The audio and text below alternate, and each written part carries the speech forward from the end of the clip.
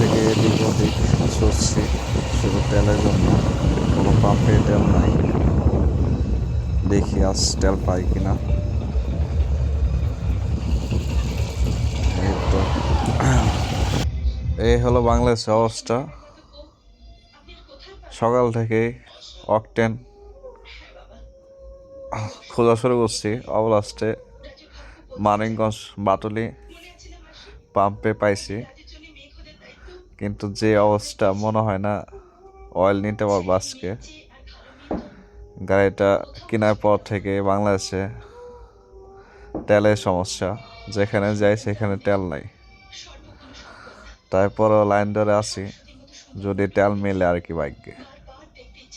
ঠিক আছে, এটুকুই দে।